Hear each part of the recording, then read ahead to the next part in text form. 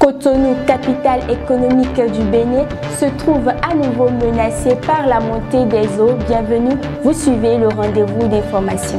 Une étude récente du groupe d'experts intergouvernemental sur le climat a révélé un risque d'érosion côtière sur certaines régions d'Afrique.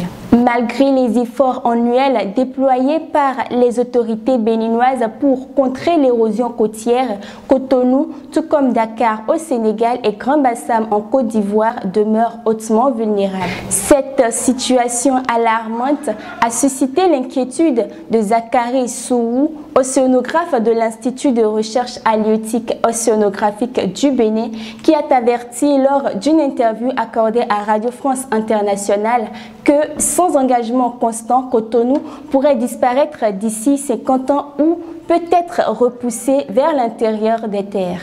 Pointant du doigt les activités humaines comme principaux coupables de cette menace qui plane sur Cotonou, il regrette que des installations anarchiques le long des voies d'eau perturbent le drainage vers l'océan.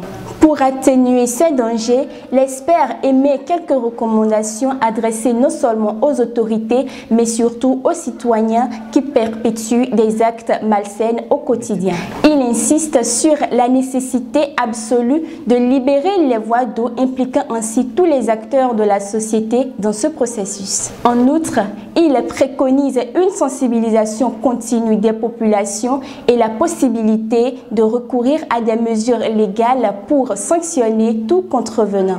La gravité de la situation exige une attention particulière des autorités béninoises pour sauver la ville de Cotonou et éviter toute catastrophe due à l'érosion côtière. Affaire, mort et retour à la vie d'un homme au Cameroun, une confusion de corps selon l'hôpital Jamot à Yaoundé.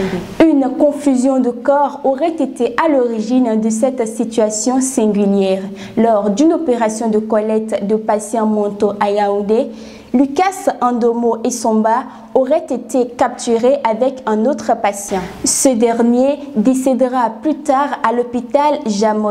La famille d'Ndomo fut immédiatement alertée et des funérailles ont été organisées pour inhumer l'homme qui en réalité ressemblait étonnamment à Lucas Ndomo Essomba.